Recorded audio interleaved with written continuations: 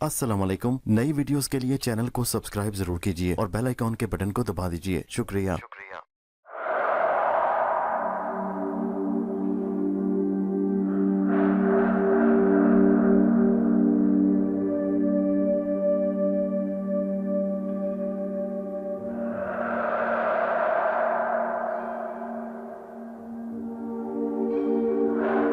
पेश खिदमत है कहानी अंबर नाग मारिया की किस्त नंबर 61 गिरजे का ताबूत का दूसरा हिस्सा। अंबर और नाग ने अब मारिया की तलाश शुरू कर दी। वो सुबह निकलते और शाम को घर वापस आते। शहर अब उनके लिए अजनबी नहीं रहा था। वो उसके तमाम बाजारों और गली कूचों से वाकिफ हो गए थे। कभी कभी उनसे सुराग रसा मिलने आता। सुराग रसा अंबर से तकाजा करता कि वो जिस्म को पत्थर बनाने वाली दवा उसे भी कहीं से ला दे। अंबर ने उसे साफ इनकार कर दिया था कि वो ऐसी दवा कहीं से भी उसे लाकर नहीं दे सकता। फिर भी सुराग रसा ने अंबर का पीछा न छोड़ा। एक रोज़ अंबर और नाग शाम के बाद खाना खाकर यूं ही लंदन की सैर करने के लिए एक ऐसे इलाके में आके जिसके बारे में मशहूर था कि वहाँ एक डॉक्टर रहता है। नाग ने सोचा कि उस डॉक्टर से बात की जाए कि उसने कोई ऐसा मरीज़ तो नहीं देखा जिस पर किसी आसेब का साया हो। उसका ख्याल था कि अगर मारिया उस शहर में होगी तो उसकी गैबी ताकत की करामतें ज़रूर कहीं ना कहीं जाहिर होंगी। अंबर और नाग डॉक्टर की दुकान में आ गए। डॉक्टर एक पुरस्रार, तेज़ जर्द आंखों और नुकीली चोंच ऐसी नाक वाला बूढ़ा था। उसने अंबर और नाग को गहरी नज़रों से देखकर पूछा, क्या बात है, तुमको क्या बीमारी है? शक्ल से तो तुम दोनों सेहतमंद नजर आते हो। अंबर ने कहा, डॉक्टर साहब, असल में हम आपसे ये मालूम करना चाहते हैं कि क्या कभी कोई ऐसा मरीज़ आपकी नज़रों से गुजरा है जिस पर किसी आसेब का साया हो? डॉक्टर ने अपनी ऐनक उतार कर उसके शीशे साफ करते हुए कहा, मियाँ, यहाँ तो ऐसे मरीज़ आते हैं जिनको ऑपरेशन की ज़रूरत होती है, क्योंकि मैं एक सर्जन हूँ। मुझसे आसेब और जिन भूतों का क्या ताल्लुक? हमने आपको तकलीफ़ दी, हम माफ़ी चाहते हैं। कोई बात नहीं। डॉक्टर ने कहा, मगर तुम लोग मुझे हिंदुस्तानी लगते हो, क्या तुम बम्बई से आए हो? नाग ने कहा, जी नहीं, हम मिस्र के रहने वाले हैं। ओह, बहुत खूब, फिर तो तुम मिस्र की मम्मियों के बारे में बहुत कुछ जानते होगे। क्या तुमने कभी कोई मम्मी देखी है? अंबर ज़रा सा मुस्कुराया और बोला, जी हाँ, सिर्फ एक बार एहराम में मम्मी देखने का इत्तफाक हुआ था। बहुत खूब। डॉक्टर बातें कर रहा था, इतने में एक गंजे सर वाला पहलवान आदमी अंदर दाखिल हुआ और डॉक्टर को इशारे से दूसरी तरफ ले गया। नाग ने कहा, ज़रूर कोई राज की बात है यहाँ, उनकी बातें सुननी चाहिए, मगर वो तो दूसरे कमरे में हैं, तुम तो दूसरे कमरे में भी जा सकते हो। नाग ने कहा, मैं अपने कानों की ताकत से उनकी बातें सुनने की कोशिश करूंगा। नाग ने गहरा सांस लेकर आंखें बंद की और कान लगाकर डॉक्टर और गंजे पहलवान की बातें सुनने लगा। डॉक्टर गंजे से पूछ रहा था, डॉक्टर, मगर आज जो लाश तुम लाए हो वो गली सड़ी है। मालूम होता है किसी पुरानी कब्र को खोद कर तुमने निकाली है। मैं उसके 50 रुपये से एक पाई ज़्यादा नहीं दूंगा। गंजा पहलवान, डॉक्टर साहब, 2 रोज़ बाद मैं आपको ताज़ा लाश ला कर दे दूंगा। डॉक्टर कहने लगा, ये कैसे मुमकिन हो सकता है? लोगों ने कब्रों पर पहरे बिठा दिए हैं, तुम ताज़ा कब्र कहाँ से खोद कर ताज़ा लाश लाओगे? गंजा पहलवान बोला, जनाब, आप फिक्र क्यों करते हैं? हमने एक ऐसी औरत को ताड़ रखा है जो गरीब है, उसे पैसों का लालच देकर हम अपनी कोठरी में ले जाएंगे और कत्ल करके लाश आपके पास ले आएंगे। कैसे, क्या आप भी एतराज़ करेंगे क्या? डॉक्टर खुश होकर कहा, शाबाश, ये तुमने बहुत उम्दा स्कीम बनाई है। बल्कि अगर तुम इस तरह औरतों और मर्दों को कत्ल करके मुझे ताज़ा लाशें तजर्बे के लिए ला कर देते रहो तो मैं तुम्हें हर लाश का 100 रुपया नकद दिया करूँगा। गंजा पहलवान बोला, जी नहीं, हम एक लाश का 150 रुपया वसूल करेंगे। आपकी मर्जी हो तो सौदा करें, नहीं तो मैं जा रहा हूँ। डॉक्टर बोला, नहीं नहीं भाई, नाराज़ क्यों होते हो? चलो, मैं तुम्हें 150 रुपये ही दे दिया करूँगा, मगर लाश को गर्दन से मत काटना, सिर्फ दिल में खंजर मार कर एक जख्म करके इंसान को कत्ल करना ताकि बाकी लाश सलामत रहे। गंजा पहलवान बोला, ऐसा ही करेंगे जनाब, लाइए अब उस लाश के 50 रुपये। डॉक्टर ने जेब से 50 रुपये निकाल कर गंजे पहलवान को दे दिए। पहलवान कमरे से खुशबाश बाहर निकला।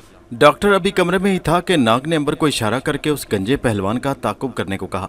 खैरियत तो है नाग? नाग ने कहा, जल्दी करो, उस गंजे का पीछा करना बहुत ज़रूरी है। नाग और अंबर डॉक्टर की दुकान से बाहर निकल आए और उन्होंने गंजे पहलवान का ताकुब शुरू कर दिया। रास्ते में नाग ने उसे कातिल गंजे के बारे में सारा कुछ बता दिया। ये जालिम आदमी है, इसने जिंदा इंसानों को हिलाक करके उनकी लाशें डॉक्टर के पास फ़रोख्त करने का मनसूबा बना रखा है। अंबर ने कहा, सवाल यह है कि डॉक्टर उन लाशों का करता क्या है, वो इन पर किस किस्म के तजर्बे कर रहा है? नाग ने कहा, मेरा ख्याल है कि डॉक्टर लोग बाज़ बीमारियों की असल वजह मालूम करने के लिए मुर्दा जिस्मों पर तजर्बे किया करते हैं। ये डॉक्टर भी उसी किस्म के तजर्बे करता है। बहरहाल पहले इस गंजे कातिल की खबर तो लें, फिर डॉक्टर का पता भी कर लेंगे कि वो लाशों के साथ क्या सलूक करता है। गंजा कातिल एक तारीक अंधेरी गलियों में से होकर एक मकान की ड्योढ़ी में दाखिल हो गया। अंबर ने नाग से कहा, यहाँ मेरा काम ख़त्म होता है और तुम्हारा काम शुरू होता है, अब तुम अंदर जाकर मालूम करो कि मामला क्या है। तुम इसी जगह मेरा इंतज़ार करना, मैं अभी हालात का जायज़ा लेकर बाहर आता हूँ। नाग ने काले सांप की शक्ल इख्तियार की और कोनों खुदरों से होता हुआ मकान की ड्योढ़ी से गुजर कर एक कोठली में आ गया। यहाँ गंजा कातिल एक बदमाश से बातें कर रहा था। नाग दीवार की ओट में मेज़ के नीचे छुप गया और उन दोनों की बातें सुनने लगा। गंजा बोला, डॉक्टर से मैंने पूरी बात कर ली है। बदमाश ने कहा, बहुत खूब, क्या वो 100 रुपया फ़ी जिंदा लाश देने पर रजामंद हो गया है? गंजे ने कहा, अरे मैंने उससे 150 रुपये फ़ी जिंदा लाश का सौदा कर लिया है। बदमाश बोला, बहुत खूब यार, ये तो बहुत अच्छा हुआ। अब कम से कम कब्रिस्तान जाकर कब्रें खोदने, कफन फाड़ने और लाश को कब्र में से घसीट कर निकालने और ताबूत तोड़ने की मुसीबत से तो निजात मिल जाएगी। अपना किसी जिंदा इंसान को तलाश किया, बरगला कर उसे घर लाए और बड़े आराम से कत्ल करके लाश संदूक में बंद करके डॉक्टर की तजर्बा गाह में पहुंचा दी। गंजा बोला, इससे आसान काम तो शायद ही दुनिया में कहीं होगा। बदमाश बोला, पहली लाश के पैसे लाए हो? गंजा कहने लगा, कमबख्त डॉक्टर ने बड़ी मुश्किल से 50 रुपये दिए हैं। बदमाश बोला, कम से कम इससे 70 रुपये तो लाते। गंजा बोला, वो मानता ही नहीं था, कहता था लाश गली सड़ी थी। बदमाश सर खुजलाकर बोला, अरे यार, लाश तो वाकई गली सड़ी थी, कमबख्त कोई बुढ़ा था, बीमारी ने उसका सारा जिस्म खोखला कर दिया था। चलो अब कब्रिस्तान के बूढ़े मुर्दों से तो निजात मिली। गंजा बोला, अच्छा तो अब पहला शिकार किसको बनाना है? बदमाश बोला, वही औरत, उससे बेहतर और कौन सा शिकार होगा? गरीब है, बीमार रहती है, खाने को कुछ नहीं मिलता। उसे नौकरी का झांसा देंगे, 100 रुपये पेशगी दे देंगे, फिर उसे बरगला कर यहाँ ले आएंगे और फिर कत्ल कर देंगे। गंजा बोला, बिल्कुल ठीक है, तो फिर चलो। बदमाश कहने लगा, चलो। दोनों बदमाश घर से बाहर निकल गए। अंबर ने उन दोनों को गली में से गुजरते देखा तो उसे नाग का ख्याल आया कि वो अभी तक क्यों नहीं आया। इतने में नाग भी आ गया। उसने अंबर को सारी कहानी बयान कर दी और कहने लगा, मेरा ख्याल है हमें इनके साथ जाने की ज़रूरत नहीं, क्योंकि जिस औरत को ये कत्ल करने का प्रोग्राम बना चुके हैं उसे अपने साथ इसी घर में ला रहे हैं, तो बेहतर होगा कि हम इसी घर में बैठकर उनकी वापसी का इंतज़ार करें। अंबर ने कहा, यह ख्याल दुरुस्त है, आओ अंदर चलते हैं। दोनों मकान की ड्योढ़ी में से गुजरकर अंदर कोठली में आ गए। यहाँ कुछ भी नहीं था, एक पलंग, 2 कुर्सियाँ, चंद एक बर्तन और पुरानी केतली, इसलिए शायद उन्होंने कोठली को ताला नहीं लगाया था। अंबर और नाग ने महसूस किया इस कोठली में ऐसी बू फैली थी जैसी कि कब्रिस्तानों में फैली हुआ करती है। बदबख्त, बिल्कुल कब्रों के मुर्दे निकाल कर खाने वाले बिजुओं का घर मालूम होता है। अंबर ने नाग पर उंगली रखकर कहा। नाग मुस्कुराकर बोला, इनमें और कब्रों के बिजुओं में फ़र्क भी तो कोई नहीं। हाँ, अलबत्ता एक लिहाज से ये कब्रों के बिजुओं से ज़्यादा जालिम है। बिज्जू तो सिर्फ मुर्दे को खाता है और ये बदमाश जिंदा इंसानों को हिलाक करके फ़रोख्त करते हैं। अंबर बोला, हम इस जगह इन दोनों का इंतज़ार करेंगे। जब वो आ गए तो मैं इस पलंग के नीचे छुप जाऊंगा और तुम सांप बनकर जहाँ जी चाहे छुप सकते हो।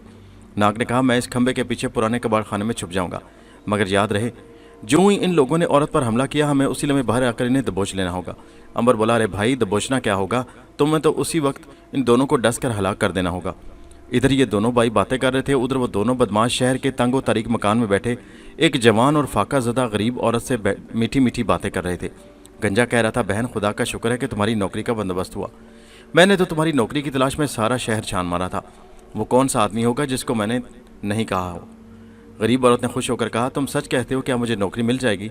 अरे भाई, क्यों नहीं, दूसरा बदमाश बोला, नौकरी भी 200 रुपये माहवार की है। 200 रुपये माहवार का नाम सुनकर तो गरीब औरत की खुशी से बाँचें खिल उठी। उसे अपनी कानों पर यकीन नहीं आ रहा था। उसने कहा, खुदा तुम्हारा भला करे भाइयों, तुमने एक गरीब बेवा औरत की मदद करके बहुत सवाब हासिल किया है। अब मेरी गुर्बत दूर हो जाएगी और मैं अपने बच्चों की अच्छी तरह से परवरिश कर सकूंगी। गंजे ने कहा, अगर तुम इस वक्त हमारे साथ चलो तो तुम्हें 100 रुपया एडवांस भी मिल सकता है, यानी पेशगी 100 रुपया। हाँ हाँ भाई, जिस औरत ने तुम्हें अपने घर में मुलाजिम रखा है वो इस वक्त हमारे घर पर बैठी है, तुम हमारे साथ चली चलो, हम तुम्हें सामने भी करा देंगे और उससे 100 रुपये पेशगी भी ले देंगे। औरत ने उठकर कहा, मैं अभी तुम्हारे साथ चलती हूँ, आओ फिर ये काम भी हो ही जाए तो अच्छा है। दोनों बदमाशों ने औरत को साथ लिया और अपने घर की तरफ चल पड़े। अंबर और नाग ने बातें करते करते ड्योढ़ी में कदमों की आवाज़ें सुनी। वो आ गए, नाग ने कहा, और सांप बनकर छुप गया। अंबर फौरन पलंग के नीचे पुराने कमलों में छुपकर लेट गया। दोनों बदमाश औरत को बहलाते फिसलाते उससे रुपए पैसों और अच्छी जिंदगी की बातें करते अंदर आ गए। बैठो बहन, इस पलंग पर बैठो। औरत ने ज़रा बेचैनी से पूछा, वो औरत कहाँ है? मेरा मतलब है मेरी मालिका कहाँ है जिसके पास मैं काम करूँगी? गंजे ने झट कहा, अरे अभी अभी तो यहाँ बैठी थी। दूसरा बदमाश बोला, वो साथ वाले मकान में चली गई होगी, कहती थी वहाँ मेरा एक भांजा रहता है, ज़रा उससे मिलाऊँ, बस आती ही होगी। गंजे ने कहा, बहन तुम खुल कर बैठ जाओ, तुम्हारा अपना ही घर है, मैं चाय बनाता हूँ। औरत बेचारी उन लोगों के अखलाक से मुतासिर हो रही थी, कहने लगी, शुक्रिया भाई, आप लोगों को चाय बनाने में तकलीफ़ होगी। गंजा बोला, अरे नहीं बहन, तकलीफ़ की क्या बात है, जब भाई के घर में बहन आती है तो उसकी खातिरदारी नहीं की जाती क्या? भला इसमें तकलीफ़ कैसी, हमें तो खुशी होगी। बदमाश बोला, और फिर 1 मिनट में चाय तैयार हो जाएगी। गंजा औरत से इधर उधर की बातें करता रहा। उसने उसे मसरूफ़ रखा और बदमाश चाय गर्म करने लगा। जब चाय पक गई तो उसने 3 प्यालियों में उसे डाला, फिर सबकी नज़रों से छुपकर एक प्याली में जेब से कोई दवाई निकालकर डाल दी। प्याली में चाय को चम्मच से खूब हिलाया और वो कप औरत के सामने रखकर कहा, बहन तुम्हारा भाई गरीब है, मगर इसका दिल तुम्हारी मोहब्बत से लबरेज है। मैं तुम्हारी खिदमत नहीं कर सका, इसका मुझे अफसोस रहेगा। खैर कोई बात नहीं, अगली बार तुम आओगी तो मैं तुम्हारे लिए सिरी पाए पकाऊंगा। गरीब औरत उसके इखलाक से बड़ी मुतासिर हुई, कहने लगी, भाई तुम क्यों अपने आप को परेशान करते हो? बहनों के लिए इतना ही काफ़ी होता है कि वो अपने भाइयों के घर में घड़ी दो घड़ी आकर बैठ जाएं। उन्हें तो भाइयों की तरफ से ठंडी हवा आनी चाहिए। नहीं, चाय की भूखी नहीं होती, और फिर तुमने तो 1 मिनट में चाय तैयार कर दी। गंजा पहलवान बोला, बहन चाय बनाने में तुम्हारे भाई का जवाब नहीं, पियोगी तो इसे पसंद करोगी। गरीब औरत ने कप मुंह से हाथ लगाकर एक घूंट चाय का पिया तो सर हिलाकर कहने लगी, बहुत मज़ेदार चाय है, मगर इसमें मुश्क काफूर की हल्की हल्की खुशबू क्यों आ रही है? बदमाश ने गंजे की तरफ देखा। गंजे कातिल ने सर खुजलाकर कहा, बात दरअसल ये है बहन कि मेरे भाई को मुश्क काफूर से बड़ा प्यार है। ये चाय में उसे ज़रूर मिलाकर पीता है। कमबख्त ने तुम्हारे प्याले में भी मिला दिया होगा। बदमाश बोला, मुझे अफसोस है बहन, मगर मैंने तुम्हारे प्याले में मुश्क काफूर बिल्कुल नहीं मिलाया। हाँ, मेरा हाथ ज़रूर लग गया होगा, माफ़ी चाहता हूँ। कब हो तो अभी दूसरी चाय बना देता हूँ। लाओ प्याला, मैं चाय फेंक कर दूसरी बना दूँ। औरत ने कहा, नहीं नहीं भाई, इसकी क्या ज़रूरत है, तुम्हारी मेहरबानी है, मैं पी लूँगी, इतना मुश्क काफूर तो नहीं है इसमें। बदमाश ने ज़बरदस्ती करते हुए कहा, बहन दे दो प्याला, मुझसे गलती होगी कि मुश्क काफूर वाला हाथ लगा दिया, मैं अभी दूसरी चाय बना देता हूँ। औरत ने चाय की प्याली वाला हाथ दूर ले जाते हुए कहा, नहीं भाई, मैं इसे हरगिज़ नहीं दूंगी, मैं तो इसे बड़े शौक़ से पीऊँगी। और फिर बड़े शौक़ से सारी चाय पी गई। गरीब औरत चाय फेंकवा देती तो ज़्यादा अच्छा था, मगर वो ऐसा ना कर सकी। चाय पीने के बाद दोनों बदमाश उसके साथ मुसलसल गुफ्तगू करते रहे, यहाँ तक कि औरत की आंखों के पपोटे भारी होना शुरू हो गए। चाय में मिलाई हुई नींद लाने वाली दवा अपना काम कर चुकी थी। गरीब औरत ने 1-2 बार आंखें मलते हुए कहा, ये मुझे नींद क्यों आती जा रही है? पहले तो चाय पीकर मुझे कभी नींद नहीं आई।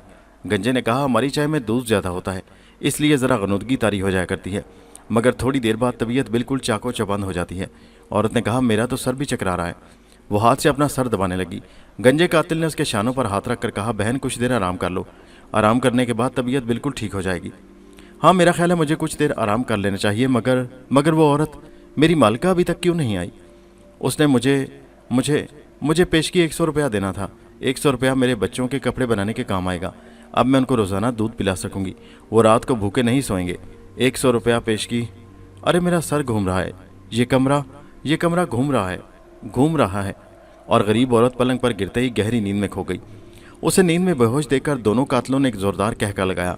बदमाश बोला, मेरी दवाई ने फ़ौरन असर किया, अगर ये बेहोश ना होती तो हमारे लिए मुश्किल हो जाती। गंजा बोला, कमबख्त ज़रूर शोर मचाती। चलो अब इसका काम तमाम करने की तैयारियां करो, पलंग पर से इसे उतार कर फर्श पर लिटा दो, मैं छुरी निकाल कर लाता हूँ। बदमाश कहने लगा, कपड़े परे परे हटा लो, कमबख्त का खून फर्श पर गिरकर इन कपड़ों को ख़राब कर देगा। यार इस पलंग के नीचे रख दो कपड़ों को। बदमाश ने फर्श पर बिखरे हुए कपड़े उठाकर जब खंबे के पास रखे ड्रम में से अपना पुराना कपड़ा खून साफ करने के लिए निकालना चाहा तो एक काले सांप को देखकर उसके मुंह से चीख निकल गई। सांप! गंजा उछलकर पलंग पर चढ़ गया। कहाँ है सांप? यहाँ खंबे के पास है, छुरी निकालकर उसे हलाक कर दो, जल्दी करो। छुरी तो तुम लेने जा रहे थे, जल्दी से छुरी से उसे मार डालो। छुरी दूर पड़ी है, खुदा के लिए पलंग के नीचे से डंडा निकालकर इसका सर कुचल दो। बदमाश पलंग के लिए नीचे से डंडा निकालने लगा तो अंबर भी डंडे के साथ ही बाहर निकल आया। हैं, तुम कौन हो? गंजे ने चीख कर कहा। देखते क्या हो टाम, उछल कर इसे गर्दन से दबोच लो, ये कोई चोर उचक्का है, जाने ना पाए। तुम इसे संभालो, मैं सांप को मारता हूँ। बदमाश अपनी जगह से उछला और अंबर की गर्दन को दबोच कर उसे गिराने की कोशिश करने लगा, मगर अंबर नीचे गिरने वाली चीज़ नहीं थी। अंबर ने अपना एक हाथ हवा में लहराकर उसकी गर्दन में ऐसा मारा कि उसकी गर्दन का मनका टूट गया, उसकी गर्दन एक तरफ को ढलक गई। गंजे ने जब ये मामला देखा तो अपने साथी की मदद के लिए वापस पलटा। वो सांप को भूल गया, मगर सांप ने उसे नहीं बुलाया था। सांप लपक कर उसके सामने आ गया। उसने अपना फन फैला दिया और गंजे के चेहरे के सामने आकर जोर जोर से झूमने लगा। गंजे के माथे पर पसीने के कतरे झिलमिलाने लगे।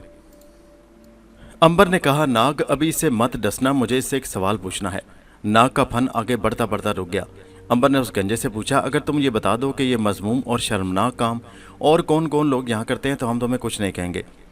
गंजे ने खुश्क होंठों पर जुबान फेरते हुए कहा, मशरकी दरवाजे के अंदर एक काना चमगादड़ नाम का बदमाश रहता है, वो भी इंसानी लाशों का कारोबार करता है। और कौन कौन ये काम करता है? जी नहीं, और कोई नहीं। अंबर ने नाग से कहा, नाग इस मकरू कातिल को ख़त्म कर दो, ना रहेगा बांस ना बजेगी बांसुरी। नाग ने अपना फन ज़रा पीछे करके लपक कर गंजे की पेशानी पर डस दिया। गंजे ने चीख मारी और सर को पकड़कर ज़मीन पर गिर पड़ा। भला नाग का जहर वो कहाँ तक बर्दाश्त कर सकता था। ज़रा सी देर में ही उसका सारा बदन नीला पड़ गया और ज़ुबान काली होकर बाहर निकल आई और वो मरकर अकड़ गया। अब इन कातिलों की लाशों को पलंग के नीचे कर दो, ये गरीब औरत उठेगी तो लाशें देखकर कहीं इसकी भी जान न निकल जाए। अंबर ने कहा। नाग ने दोनों लाशें घसीट कर पलंग के नीचे कर दी और उन पर पुराने कपड़े डाल दिए। अब वो गरीब औरत को होश में लाने की कोशिशें करने लगे। उन्होंने उसके चेहरे को ठंडे पानी के छींटे दिए और उसके गालों पर हल्के हल्के थप्पड़ भी मारे। थोड़ी देर बाद औरत होश में आ गई। اس نے جو دیکھا کہ اس کے سامنے کوئی اور ہی دو آدمی بیٹھے ہیں تو چیخ مار کر پیچھے ہٹ گئی۔ تم لوگ کون ہو؟ میرے بھائی کہاں ہیں؟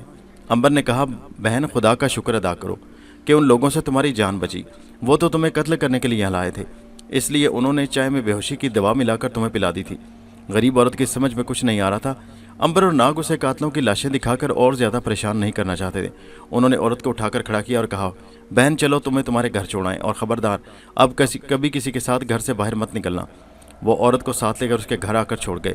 باہر آ کر ناگ نے کہا، اب اس بدبخت کانے چمگادڑ نامی قاتل کی چل کر خبر لینی چاہیے۔ ضرور، مگر خبر کیا لینی ہے؟ اسے بھی ختم کر دینا چاہیے تاکہ خلق خدا اس کے ظلم سے محفوظ رہ سکے۔ دن ڈھل رہا تھا کہ دونوں شہر کے مشرقی دروازے پر آ گئے۔ یہ دروازہ بڑا پرانا تھا، آدھا تو گر چکا تھا۔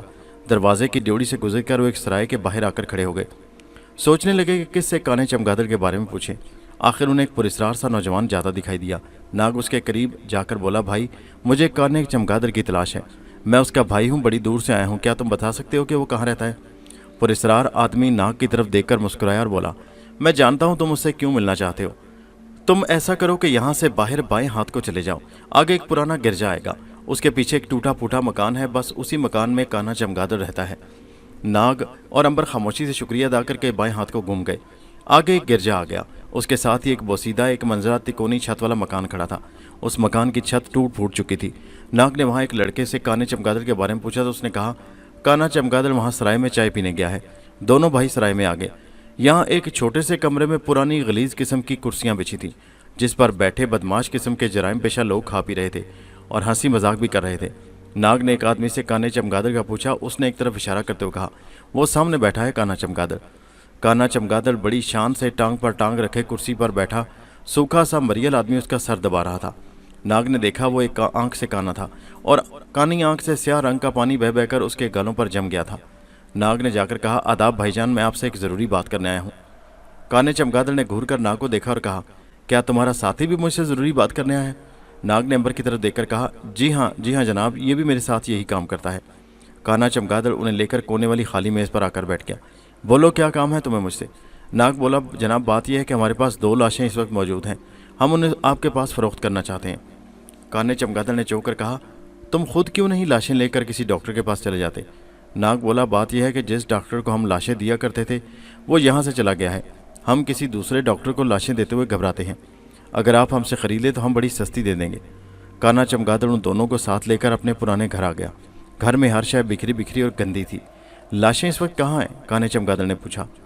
قبرستان کی ایک کوٹلی میں رکھی ہیں، بالکل تازہ ہیں جناب، ہم نے آج صبح ہی اسے قبروں میں سے کھود کر نکالا ہے۔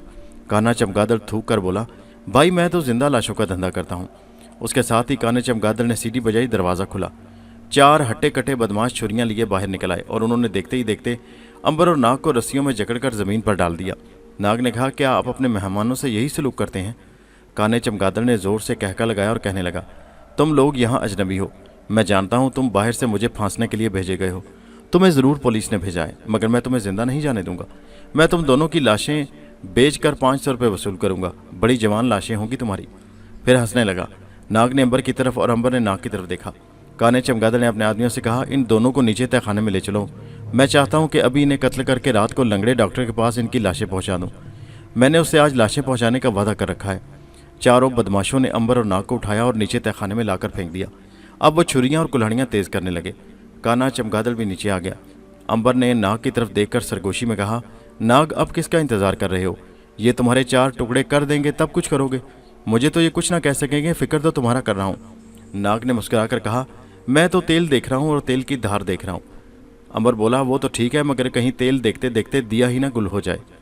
کانے چمگادڑ نے جب دیکھا کہ دونوں شکار آپس میں سرگوشیاں کر رہے ہیں تو اس نے ناگ کے سر پر زور سے تھپڑ مار کر کہا، کمینے، ہمارے خلاف باتیں کر رہے ہو؟ کر لو جتنی باتیں کرنی ہیں، یہ تمہاری زندگی کی آخری باتیں ہوں گی۔ پھر اس نے اپنے 2 بدماشوں کو حکم دیا، لال ہاتھی نکالو چھری اور پہلے اس کمینے کی گردن اتارو، یہ بہت بڑھ بڑھ کر باتیں کر رہا ہے۔ لال ہاتھی سچ مچ ہاتھی کا ڈیل ڈول رکھتا تھا۔ وہ جھومتا جھامتا چھری لیے ناگ کے پاس آیا اور اس کی طرف دیکھ کر اپنے پیلے دانت نکال کر ہنسنے لگا۔ کانے چمگادڑ نے چیخ کر کہا، گدھے کے بچے، دانت کیا نکال رہے ہو؟ کام تمام کرو اس کمینے کا، گردن اتار کر فرش پر رکھ دو، پھر دوسرے کی باری آئے گی۔ لال ہاتھی نے چھری اٹھا کر لہرائی، دوسرے ہاتھ سے ناگ کے بال پکڑ کر اس کی گردن ایک طرف کو جھکا دی، چاہتا تھا کہ ایک ہی وار سے گردن اتار دے کہ ناگ نے کہا، امبر خدا حافظ۔ अंबर तो कांप कर रह गया। नाग मौत के बेहद करीब पहुंच गया था। एक पल के लिए तो वो यही समझा कि शायद नाग सचमुच उसको जिंदगी का आखिरी सलाम कर रहा है। क्या वो अपनी सारी करामात भूल गया है? अंबर उस किस्म के ख्यालात में गुम था कि नाग रस्सियों में जकड़े जकड़े अचानक गायब हो गया। लाल हाथी के हाथ से छुरी गिर पड़ी और वो दहशत खाकर पीछे को गिरा। ये क्या हो गया मास्टर चमगादड़? काना चमगादड़ भी पत्थर का बुत बनकर देखता रह गया कि रस्सियों से जकड़ा हुआ उसका शिकार कहाँ चला गया। तीनों बाकी बदमाशों की भी आंखें खुली थीं और चेहरों पर पसीना आ रहा था। काने चमगादड़ ने चीख मारकर कहा, इस दूसरे शिकार को ना जाने देना, ये कोई जादूगर था, इस दूसरे शिकार को फौरन हिलाक कर दो। तीनों बदमाश छुरियां कुल्हाड़ियां लेकर अंबर पर टूट पड़े, मगर अंबर का बाल भी बेका ना हुआ। हाँ, इतना उसे फायदा जरूर हुआ कि छुरियों और कुल्हाड़ियों के पे दर पे ज़रबों से उसकी रस्सियां टूट गईं और वो आज़ाद हो गया। अब सारे के सारे बदमाश उस पर हमला कर रहे थे, मगर अंबर अपनी जगह पर खड़ा मुस्कुरा रहा था। इस अरसे में नाग, जो छोटे से इंतहाई जहरीले सांप की शक्ल इख्तियार कर चुका था, काने चमगादड़ के सामने आ गया। काने चमगादड़ ने खौफ से चीख मारी, सांप को मारो, सांप को मारो। अंबर ने नाग से कहा, नाग, इन्हें सांप बनकर नहीं, शेर बनकर ख़त्म कर दो। सारे बदमाश पहले ही दहशत ज़दा थे कि उस शख्स के जिस्म पर कोई जख्म क्यों नहीं लग रहा। अब उन्होंने जो उसे देखा कि सांप से बातें कर रहा है तो गर्दनें घुमाकर सांप को तकने लगे। काने चमगादड़ ने चिंगाड़ कर कहा, सांप को कुचल दो कमीनों। लेकिन इससे पहले कि वो सांप पर हमला करते, नाग ने अपनी जौन बदल डाली थी और अब कोठली में एक 10 फुट ऊंचा लंबा खौफनाक शेर मुंह खोले दौड़ रहा था। शेर ने झपट कर पंजा मारा और बैक वक्त 2 बदमाशों की गर्दनें जिस्म से अलग करके परे फेंक दी। तीसरा भागने लगा। शेर ने उसे भी झपटा मारकर दबोच लिया और चीर फाड़ कर रख दिया।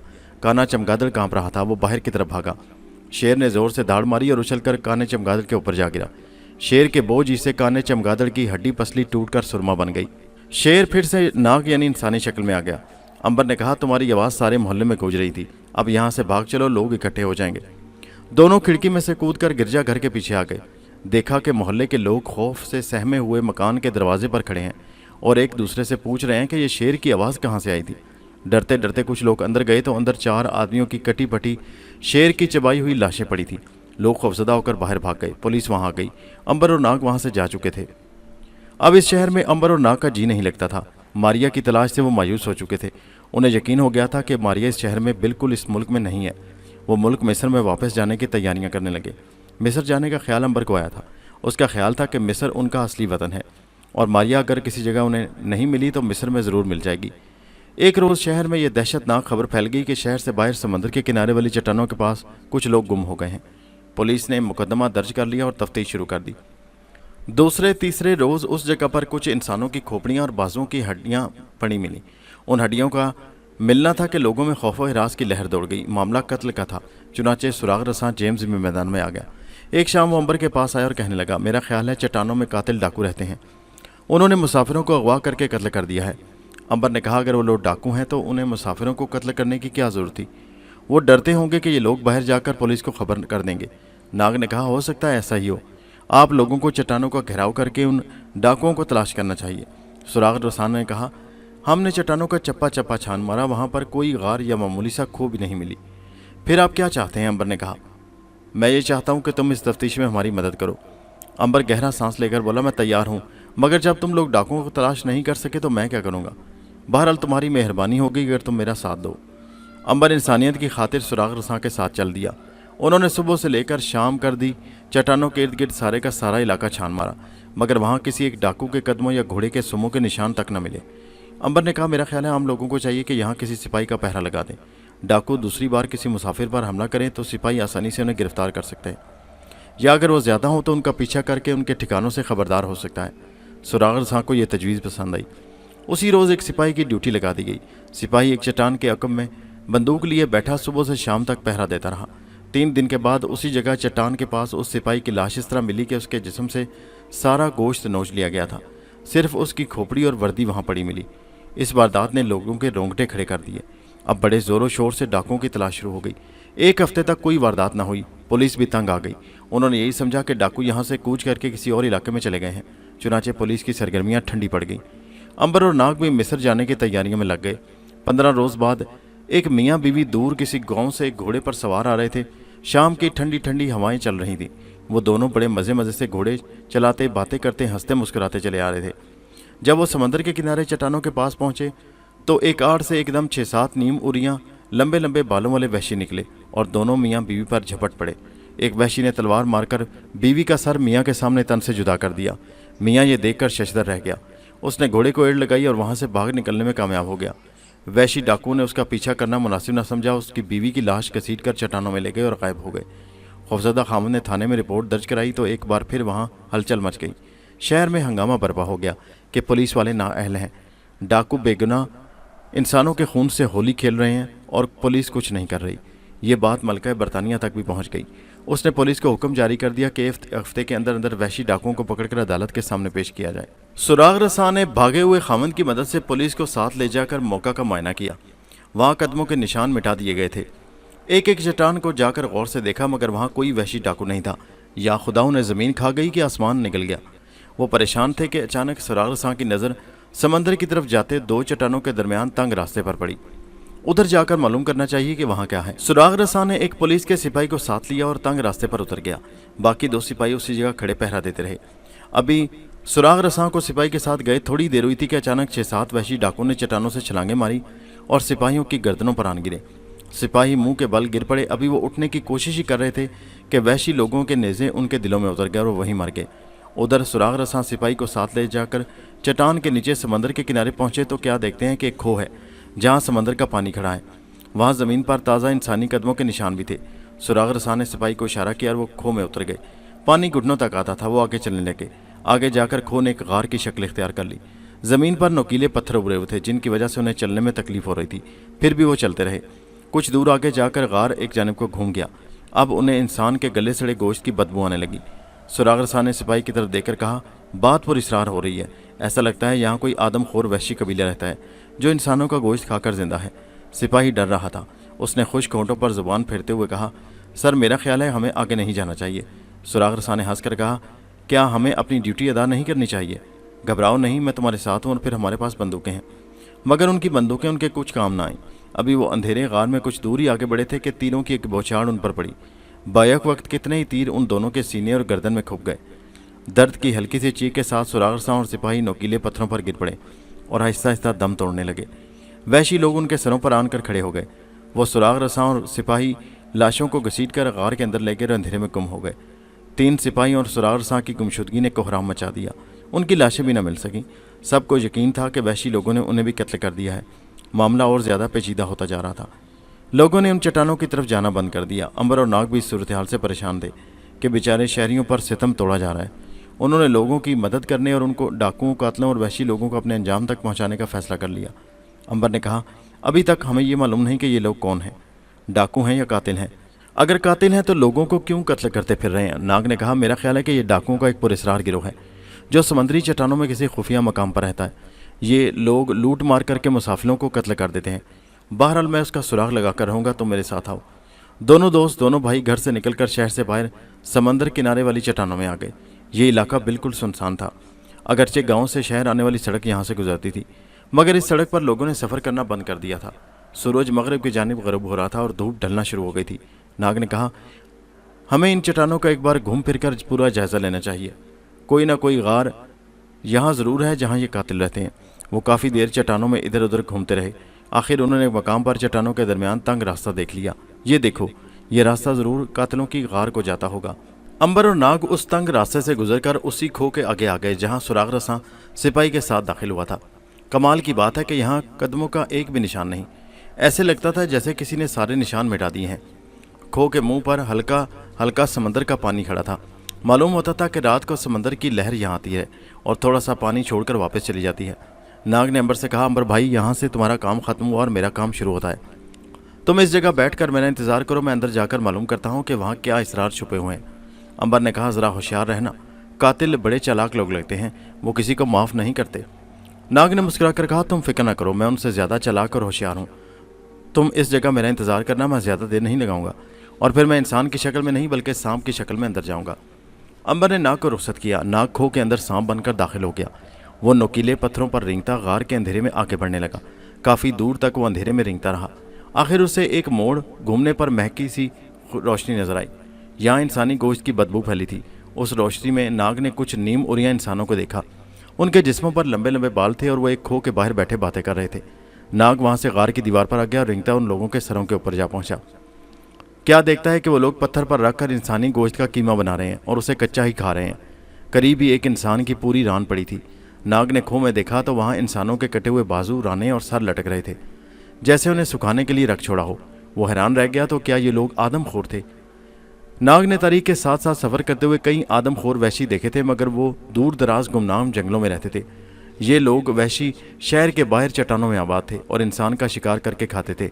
یہ گائے بیل کا گوشت کھا کر مہذب انسانوں کی طرح بھی زندگی بسر کر سکتے تھے۔ آخر ان لوگوں کو کس نے آدم خور بنا دیا؟ ایک جگہ ناگ نے سراغ رساں کی ٹوپی دیکھی۔ اتنے میں سامنے سے کچھ اور آدم خور وحشی آ گئے۔ یہ سب جنگلی لگتے تھے جو زمانہ تاریخ سے پہلے غاروں میں رہا کرتے تھے۔ ان میں کچھ عورتیں بھی تھیں۔ عورتیں بھی انسان کا گوشت بڑے شوق سے کھا رہی تھیں۔ ناگ کے بدن پر خوف سے جھرجھری آ گئی۔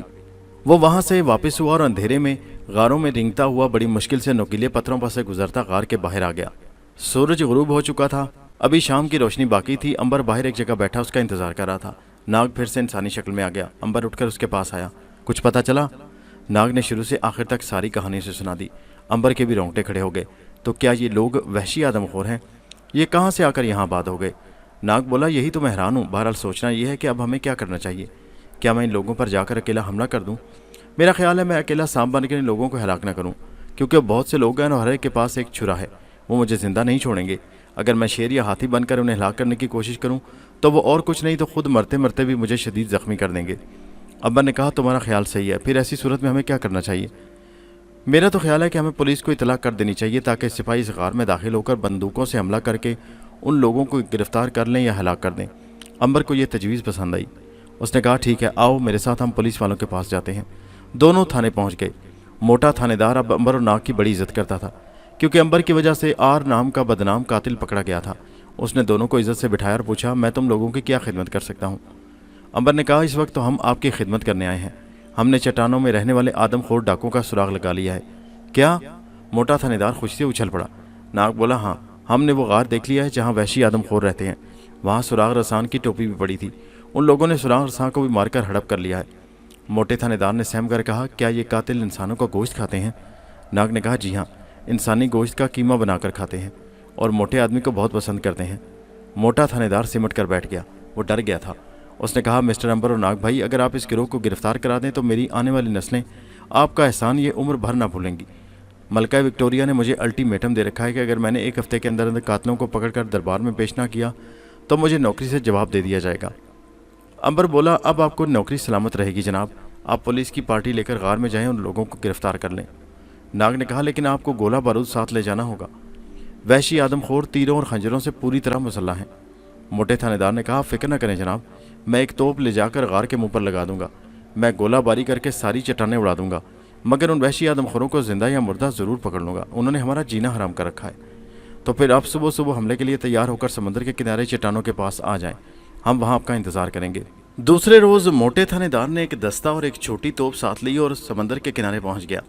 امبر اور ناگ وہاں پہلے سے ہی کھڑے ان کا انتظار کر رہے تھے۔ ہر سپاہی کے کندھے پر بندوق تھی۔ تھانے دار نے کہا، کہاں ہے وہ غار مسٹر امبر؟ امبر اور ناگ انہیں غار کے منہ پر لے گئے۔ موٹے تھانے دار نے گھوڑے سے اتر کر سپاہیوں کو آگے بڑھنے کے لیے کہا۔ سپاہی بندوقیں لیے غار کے منہ پر آ گئے۔ امبر نے کہا، میرا خیال ہے کہ توپ کو بھی ساتھ ہی لے چلیں، کیونکہ صرف یہی ایک ایسا ہتھیار ہے جس کے آگے انسان وحشی آدم خور کی ایک نہ پیش جائے گی۔ ٹھیک ہے۔ چنانچہ اسی وقت توپ کو آگے کیا گیا اور اس کے پیچھے سپاہی تھانے دار امبر اور ناگ غار کے اندر داخل ہوئے۔ نوکدار پتھروں پر چلتے ہوئے موٹے تھانے دار کو سخت تکلیف ہو رہی تھی۔ وہ ہانپتا ہوا چلا جا رہا تھا۔ اس پر خوف سے لرزہ بھی طاری تھا۔ مسٹر امبر، ابھی اور کتنی دور چلنا ہے ہمیں؟ ناگ بولا، بس تھوڑی دور اور جائیں گے۔ ایک جگہ موڑ گھومتے ہی انہیں روشنی نظر آئی اور اس روشنی میں تھانے دار نے کچھ آدم خور وحشی دیکھے جو کسی انسان کے ٹکڑے کر رہے تھے، اس کے گوشت کے ٹکڑوں کو کاٹ رہے تھے۔ نہ جانے ان وحشیوں کو کس طرح سے پتہ چل گیا کہ دشمن ان کے غار میں داخل ہو چکا ہے۔ وہ تیر کمان لے کر آگے بڑھے۔ ایک وحشی نے چیخ ماری اور تیر چلا دیے۔ اگر ناگ عین وقت پر تھانے دار اور سپاہیوں کو زمین پر لیٹ جانے کو نہ کہتا تو تیروں سے کئی لوگ ہلاک ہو جاتے۔ ناگ نے چیخ کر کہا، سنو، اپنے ہتھیار پھینک دو وحشی لوگوں، ہمارے پاس توپ ہے، ہم اسے چلا کر تمہارے ٹکڑے ٹکڑے کر دیں گے۔ آدم خوروں کا سردار بھنچکا ہو کر رہ گیا، مگر اس نے جواب دینے کے بجائے تیروں کی ایک اور بوچھاڑ مارنے کو کہا۔ سن سن کرتے تیر سپاہیوں کے سروں سے گزرنے لگے۔ امبر نے کہا، توپ چلا دو، منہ کیا دیکھ رہے ہو ان قاتلوں کا؟ تھانے دار نے ہاتھ اٹھا کر کہا، فائر۔ دھائیں کی آواز آئی، ایک زوردار دھماکہ ہوا، بارود کا دھواں پھیلا۔ جب دھواں چھٹا تو غار میں کئی آدم خوروں کی لاشیں تڑپ رہی تھیں۔ سپاہی آگے بڑھے۔ امبر سب سے آگے تھا۔ وہ کھوک کے منہ پر آ گیا جس کے اندر انسانی اعضاء کے ٹکڑے چھت سے لٹک رہے تھے۔ ایک جانب سے کسی وحشی نے کلاڑی سے امبر پر حملہ کر دیا۔ کلاڑی کا پھل سیدھا امبر کے سر پر آ کر لگا۔ اس کی جگہ کوئی اور انسان ہوتا تو اس کا سر 2 ٹکڑے ہو گیا ہوتا، مگر امبر پر کلاڑی کی ضرب کا کوئی اثر نہ ہوا، بلکہ الٹا کلاڑی کا پھل ٹوٹ کر گر پڑا۔ امبر نے پلٹ کر حملہ کرنے والے کو وحشی کو گردن سے پکڑ کر گھسیٹ لیا، اسے دونوں ہاتھوں سے اٹھایا اور پوری طاقت سے سامنے والی دیوار کے ساتھ پٹخ دیا۔ وحشی آدم خور کی کھوپڑی ٹوٹ کر بکھر گئی۔ سامنے والی غار سے کہیں ایک اور وحشی آدم خور تیر کمان اور خنجر لیے نکل آئے۔ سپاہیوں نے بندوقوں کی بھاڑ ماری، کتنے ہی وحشی آدم خور خون میں لت پت گر پڑے۔ باقی وحشی آدم خوروں نے ہتھیار ڈال دیے۔ موٹا تھانے دار ان سب کو زنجیریں پہنا کر گرفتار کر کے غار سے باہر لے آیا۔ یہ وحشی تعداد میں 11 تھے، ان میں عورتیں بھی تھیں۔ باقی سارے آدم خور ہلاک ہو چکے تھے۔ ان وحشیوں کو چھکڑے پر بٹھا کر دربار میں لایا گیا۔ ملکہ نے تھانے دار کو انعام دیا، ترقی دی اور حکم دیا کہ ان وحشی آدم خوروں کو اذیت ناک موت دی جائے۔ دوسرے دن ان 11 آدم خوروں کو الگ الگ زمین پر لوہے کی سلاخ سے باندھ دیا گیا۔ ان کے ارد گرد گیلی اور خشک لکڑیاں چن دی گئیں۔ گیلی لکڑیاں اس لیے کہ آگ آہستہ آہستہ سل گئے اور اذیت کے ساتھ جل جل کر مرے۔ خشک لکڑیوں کو آگ دکھا دی گئی۔ خشک لکڑیوں نے ایک دم سے آگ پکڑ لی۔ گیلی لکڑیوں نے ہولے ہولے سلگنا شروع کر دیا۔ آخر آگ کے شعلے اور دھوئیں نے ان آدم خور وحشیوں کو اپنے لپیٹ میں لے لیا۔ امبر اور ناگ کو بھی خدمت کے تمغے دیے گئے، مگر انہیں ان انعامی اور تمغوں سے کوئی غرض نہیں تھا، کوئی سروکار نہیں تھا۔ ان کا دل تو اپنی بہن ماریا کی طرف مچل رہا تھا۔ چنانچہ ایک روز وہ ایک بحری جہاز میں سوار ہوئے اور ملک مصر کی جانب روانہ ہو گئے۔ یہ جہاز کافی بڑا تھا اور مسافروں سے بھرا ہوا تھا۔ اس کے بادبان بھی تھے اور دخانی جہاز بھی تھا۔ رفتار اس کی زیادہ تیز نہ تھی۔ رات کو امبر اور ناگ نیچے کے عرشے پر آ گئے۔ ان کا ایک چھوٹا سا کیبن تھا۔ کیبن کا دروازہ انہوں نے اندر سے بند کر لیا۔ وہ ماریا کے بارے میں باتیں کرنے لگے۔ انہیں یقین تھا کہ ماریا انہیں مصر میں ضرور مل جائے گی۔ اب ذرا ماریا کی طرف چلتے ہیں۔ یہ تو آپ سن چکے ہیں کہ ماریا ایک جہاز کے سٹور میں قید ہو گئی تھی۔ وہ تو غائب ضرور تھی مگر باہر نہیں نکل سکتی۔ اس نے بہت کوشش کی دروازہ کھولنے کی، مگر دروازہ اس قدر مضبوط لوہے کا تھا کہ وہ ذرا بھی اپنی جگہ سے نہیں ہل رہا تھا۔ مجبور ہو کر ماریا نے ہتھیار ڈال دیے اور جدھر جہاز جا رہا تھا اس طرف جانے پر راضی برضا ہو گئی۔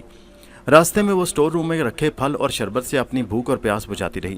جہاز 1 مہینے کے بعد مصر کی بندرگاہ پر لنگر انداز ہو گیا۔ ماریا سٹور میں ہی بیٹھی تھی۔ اس نے انجنوں کے بند ہونے کی آواز سن لی تھی۔ اب وہ اس انتظار میں تھی کہ کوئی آ کر سٹور کا دروازہ کھلے اور باہر نکلے۔ کافی دیر بعد اسے باہر سے تالا کھلنے کی آواز سنائی دی۔ وہ ہوشیار ہو گئی۔ اتنے میں سٹور کا دروازہ کھلا، روشنی اندر آئی۔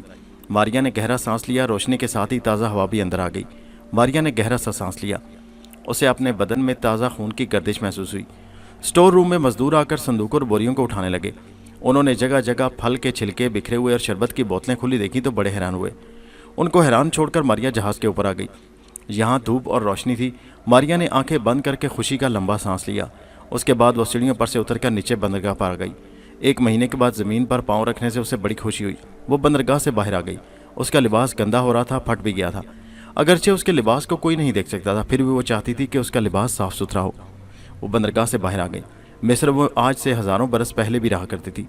اس وقت کے مصر اور آج کے مصر میں زمین آسمان کا فرق تھا۔ بگیاں اور گھوڑا گاڑیاں چل رہی تھیں۔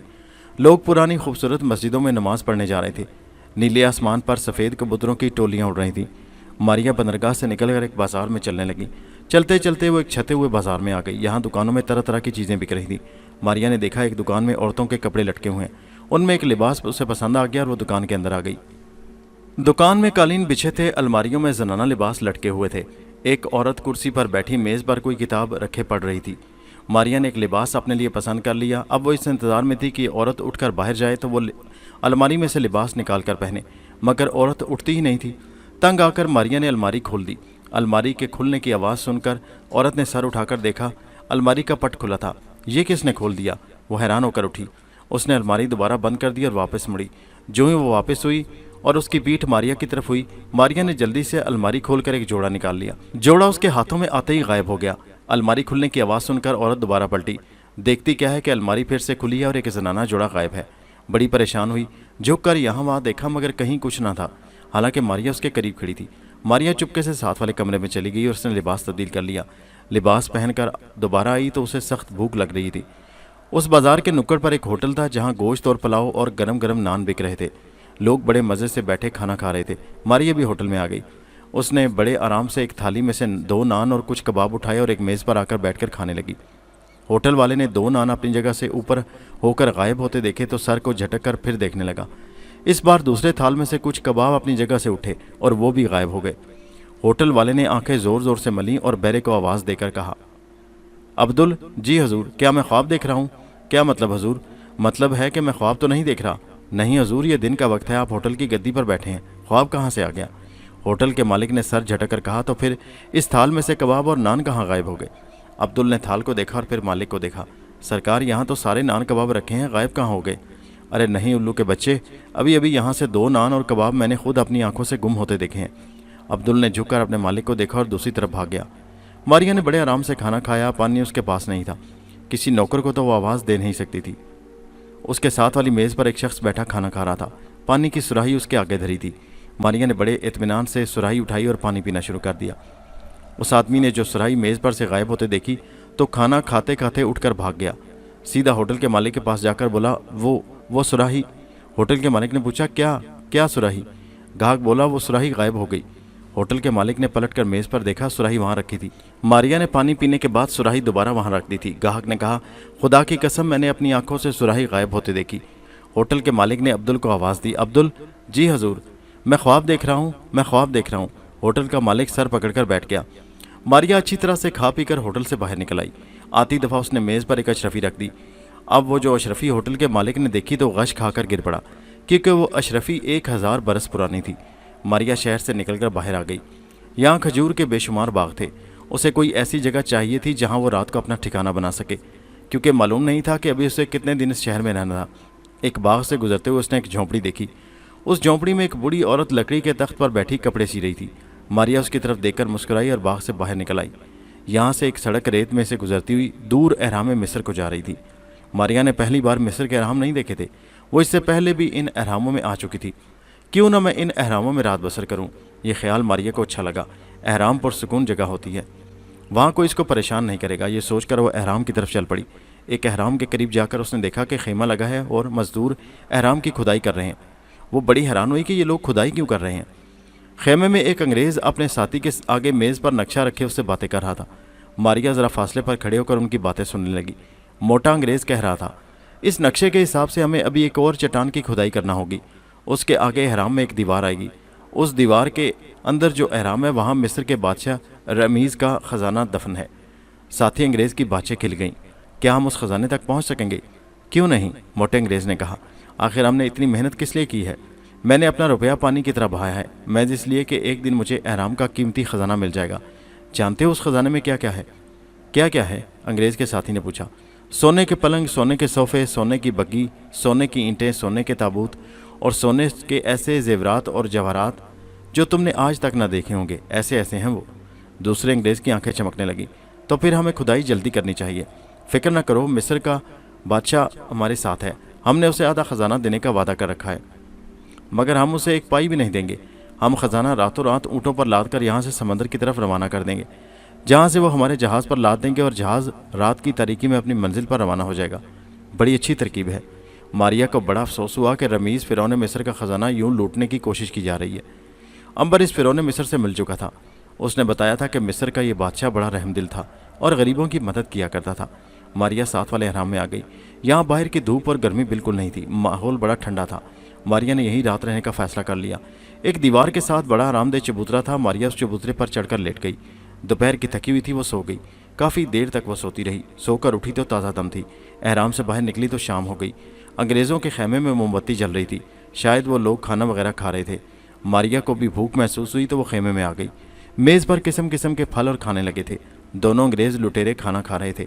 ماریا نے یہاں بھی وہی کام کیا، یعنی ہاتھ آگے بڑھا کر اپنی پسند کا کھانا اور بھنی ہوئی مچھلی اٹھائی اور خیمے سے باہر نکل گئی۔ دونوں انگریزوں نے میز پر سے اچانک 2 تھالیاں غائب ہوتے دیکھیں تو پریشان ہو گئے۔ موٹے انگریز کا نوالہ وہیں رہ گیا، اس کا ساتھی بھی خوفزدہ سا ہو کر ادھر ادھر تکنے لگا۔ یہ تھالیاں کہاں غائب ہو گئیں؟ موٹے انگریز نے کوئی جواب نہ دیا، آنکھیں کھولے خیمے میں تکتا رہا۔ اس کا ساتھی پھر بولا، احرام مصر کے بادشاہ کی روح یہاں آ گئی ہے۔ موٹے انگریز نے کہا، بادشاہ کی روحیں بھوکی نہیں ہوا کرتی، انہیں ہماری میز پر سے کھانے کی تھالیاں اٹھانے کی کیا ضرورت ہے؟ ویسے بھی روحوں کو بھوک نہیں لگا کرتی، تو پھر تھالیاں کہاں غائب ہو گئیں؟ اس کا جواب موٹے انگریز کے پاس بالکل نہیں تھا، وہ خاموشی سے کھانا کھانے لگا۔ دل میں ضرور ڈر رہا تھا۔ اتنے میں عبدل نام کا ان کا مصری ملازم شربت لے کر آ گیا۔ اسے پتہ چلا کہ تھالیاں گم ہو گئی ہیں تو وہ بولا، جناب میں نہ کہتا تھا کہ کھدائی نہ کریں، مصر کے بادشاہ کی روح آپ سے انتقام لے گی۔ بکواس بند کرو عبدل، موٹے انگریز نے اسے ڈانٹ دیا۔ अब्दुल खामोशी से शरबत मेज़ पर रखकर बाहर निकल गया। दूसरे खेमे में वो चाय तैयार करने लगा। मारिया ने उसे खेमे में आकर खाना खाया। उसे मालूम था कि अब्दुल मिस्र का बाशिंदा है और उसे ये गवारा नहीं कि बाहर के लोग आकर उनके अहराम का ख़जाना लूट कर ले जाएं। मारिया खामोशी से अपने अहराम में आ गई। कुछ देर तक वो नाग और अंबर के बारे में सोचती रही, फिर सो गई। रात को न जाने किस वक्त उसकी आंख लग गई। क्या देखती है कि कमरे में हल्की हल्की नीली रोशनी सी फैली है। वो आंखें मलते हुए देखने की कोशिश करने लगी। उसे आहिस्ता आहिस्ता कदमों की चाप सुनाई दी, जैसे कोई बड़े आराम से उसकी जानिब चला आ रहा है। मारिया उठकर बैठ गई। आवाज़ करीब आ रही थी। थोड़ी देर बाद कमरे में काफूर की बड़ी तेज़ बू फैल गई। ये बू मिस्र की पुरानी महूल से आया करती थी। मारिया ने देखा कि कमरे से जो तंग सा रास्ता दूसरे हराम को जाता था, उधर हल्का सा धुआं था। एक सतून सा धुएं का खड़ा था।